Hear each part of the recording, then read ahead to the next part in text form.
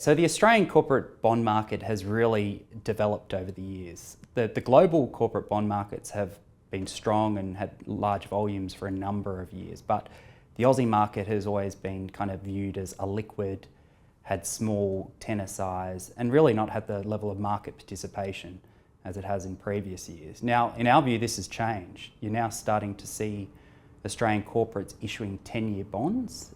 You're now seeing oversubscriptions in new primary deals of 2 to 3 times, and you're also seeing a vast array of issuers come to the market. In 2021, year to date, you've seen around 16 billion in corporate issuance, which is up around 30% on 2020 year to date. We expect for the 2021 calendar year to be about 20 billion in total. A lot of these issuers have been utilities and REITs. For the overall 2021 year, we've seen about 40 corporates come to market. Some of these have been household names like Wesfarmers, NBN, Pacific National, and then you've had some high yield names on there as well, including Pete, MoneyMe, as well as Emeco, which is issued. What we also saw this year was Wesfarmers do a sustainability linked bond. Now that's quite interesting because we're now seeing ESG investors come into the corporate bond market alongside real money investors, superannuation funds, policy funds, and SMSFs. So you're seeing this come through in the market now. That Wesfarmers bond had 2 ESG linked performance targets. One was a renewable energy reduction and 2 was a carbon emissions reduction. So this is an interesting deal that we saw.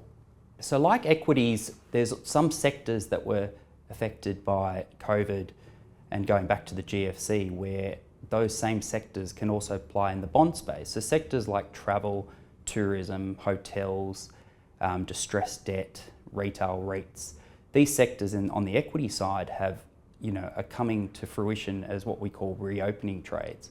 On the bond side, there's also reopening trades where those bonds are offering quite a good yield when the economy starts to normalise and come back to fruition. So we think there's some sectors, say in retail REITs, and one example is like Scentre Group, where you've had rents which fell during COVID, and basically the bonds also widened on that investment. But as the reopening occurs and Sydney and Melbourne lockdowns have been lifted and restrictions fall away, you should see rents start to pick up and those bonds should outperform some other sectors. A lot of these are more in the higher yield space than the investment grade space, partly due to those sectors being more cyclical and more affected by what we have called as COVID. Yeah. There's a couple of key takeaways that I keep in mind when I'm doing my credit analysis on certain bonds and issuers. One is that credit ratings generally aren't a good predictor of default. Agencies are there to rate credits, but generally they can discount certain issues that companies are having and they don't accurately predict default risk. 2 is that the debt structure matters when you're looking at a credit. So an example like Virgin, where you had a high amount of senior secured debt in the structure, as an unsecured creditor, that should have raised alarm bells because when you look at your recovery value on the Virgin bonds, it would have been less than what you would have expected had you been a senior secured creditor. The third one is looking at government support, and some credits have implicit government support, some have explicit government support. Now, a good example in this current environment is Evergrande. So they're going through a lot of issues in China in the property development space. A lot of the market has expectations that the government will bail out a lot of these property developers.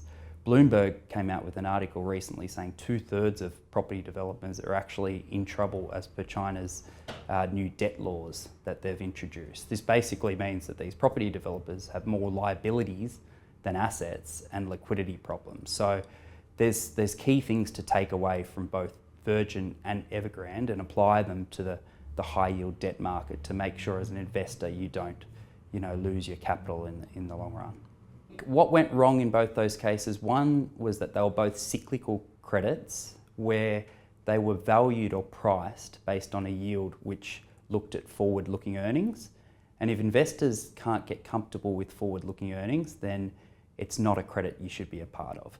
A lot of the time investors look at a yield of 9 or 10% and tend to get seduced by that yield, and they don't do the actual fundamental analysis on the credit where they look at the risk. So My advice to investors would be look at the risk first and look at the return later, because if you focus on the return and the 9 to 10%, you're likely to miss something and then you're likely to lose your capital.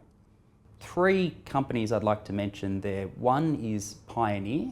So Pioneer is a distressed credit player, and what they do is they buy distressed loans and then turn them into basically performing loans by restructuring their payment arrangements and also working with the borrowers to make sure they're performing.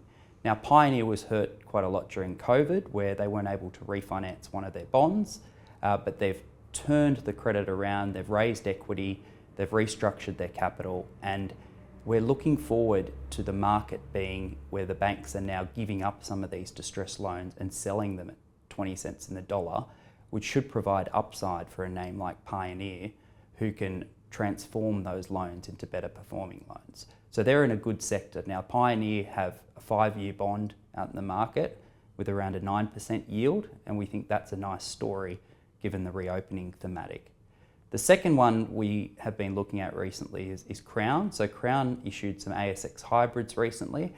The other week you had Crown where the Melbourne licence was actually renewed for a further 2 years. And so that gives Crown some visibility over cash flows and revenue profile.